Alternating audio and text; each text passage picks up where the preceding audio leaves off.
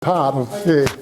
Well, firstly, when you said that, they feel bodily experience, yes, the reason I haven't gone past life is I don't see the purpose of them experiencing pain in this life when that's past life. So, yeah. But how do you deal with that when they're feeling pain in a past life experience that you're leading them through? I know we've spoken a little bit about this, so you sort of have them disassociate with that pain, even though they might be... Yeah, it's fairly easy to do, yeah. You just kind of get them to float up above it and look down, and... Okay. So they don't actually then continue to feel the pain, but they can appreciate their issue might be in this present time. That's right, yeah. You just kind of tell, you can just... You disconnect them from that pain and that issue by subconscious mind talking? Yeah, that's right, yeah. So you just, that's right. Just float up above, kind of... Dennis, don't you do that before you start the whole process? Float up above? No, with the work I did with Laura, she always said there'll be a shield protecting you. Oh, yeah. Feel any emotional pain, you'll be able to witness it, you'll be disassociated, you'll be able to witness it. It's an observation. Yeah, so that's the beginning. Yeah, she does do that. It's part of the... Yeah, you put a little... Her thing is to... About disassociation. Yeah. And as you're taking them into the trance, you just say you're in a very safe place. And she, there's a really big process to it. Yeah, she has a pyramid of white light that's sort of, right round. But I mean, you can use, certainly with my Buddhist people, I can use all sorts of, all sorts of metaphors there too, from the Buddhas there, or, people looking after you. It's, you're safe, just many ways that they can feel safe. Well, that leads to my next question. Yep. How to get that, let go of that past life? Do you disconnect them from that past life and disassociate from that pain and that issue so that they don't need to feel it anymore in this current life, in this present life? Yeah, well, that's very much the work that you do with the subconscious mind at the end of the process. Okay. If there's work to do around that, you ask the subconscious mind itself, and they'll tell you how they're going to do it. And the other one is... But that's just an important thing to say there, because I'll just say with this man, the man because he is really, quite a forthright businessman in the town. And I must say that this whole process for him, when he did his story, it was very discombobulating for him. He kind of, he was just sort of knocked right off his feet for a long, long time too. He just couldn't, because it was he was a meditator too. I mean, I know him from the Buddhist Society, but he's, he was, I think it was just the realisation that he was kind of reliving his life again, like just the same, similar issues coming round and round and round, and... But what do you do in that doctor's instance?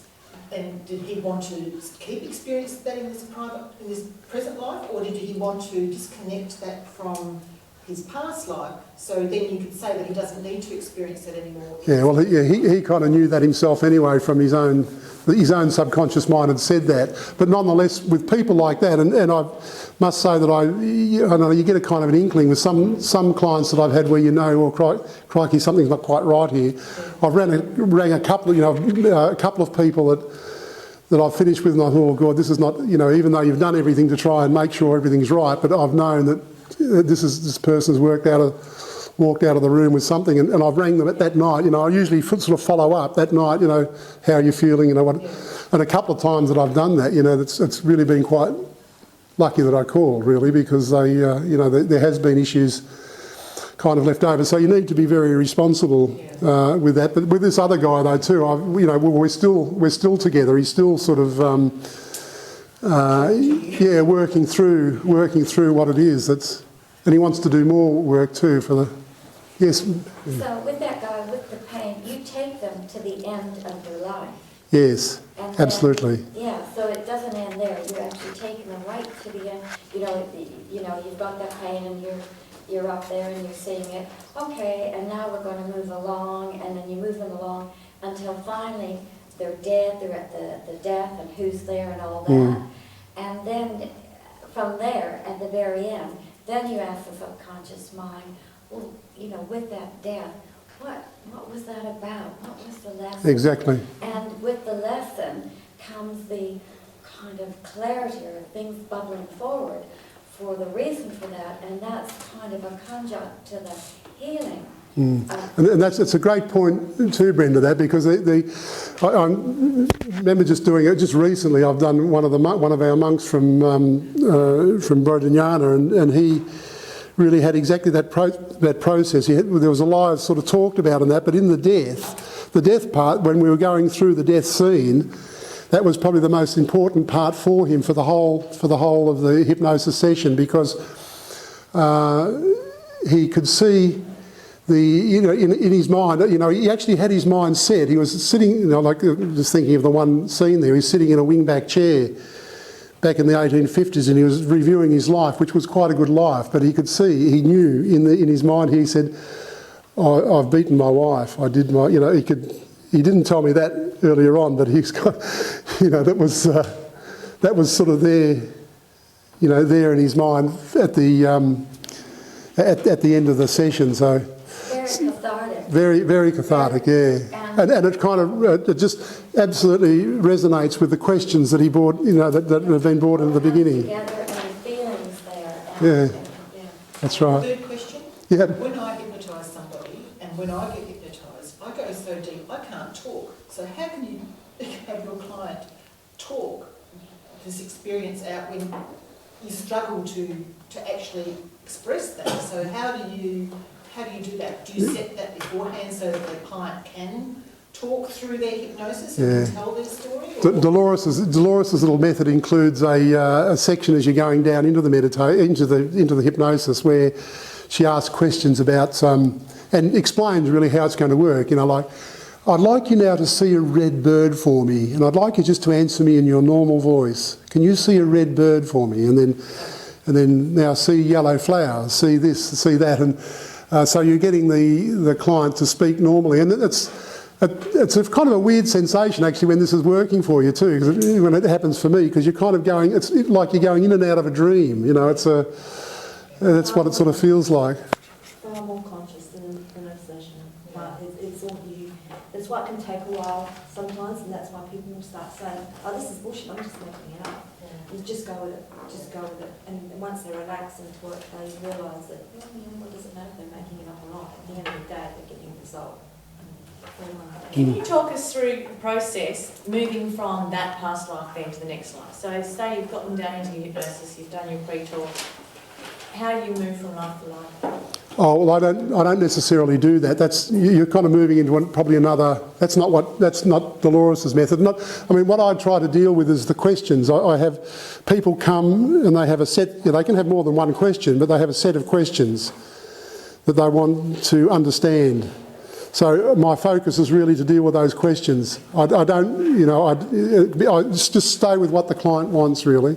So I'm not necessarily going on, if it's relevant, to go on, like if you're relevant to sort of go from this life to the next, what's happening, if it's relevant to the question, well, yeah, sure, I would do that, but otherwise I would just leave it at that life and then take them back to the metaphor and then get a new life, bring a new one down, if we wanted to do more than one. But it wouldn't be normal, I just follow one life to the next, to the next like that. That's sort of more a Michael Newton method. He does that and sort of looks at life between lives. It didn't suit. I went and did that training. It didn't suit me actually to do that. Yeah. Is it safe to go from experiencing something in one life? Is it safe then to take it to another life before bringing them back to another present? Because aren't you then sort of mixing issues? Well, yeah. Well, I think it's a bit disrespectful actually if you haven't got permission at the start. If you've got the That's the way I would sort of look at it too. There may well be a good reason why you would want to do that. Unless it was related. Yeah, well, it was related. Well, fair enough. But otherwise, I just sort of stay with the questions that have been brought. See where it takes them. Yeah. It might touch you. Yeah. Have you not ever heard it happen spontaneously? Just in a standard hypnosis session, or what do you mean? No.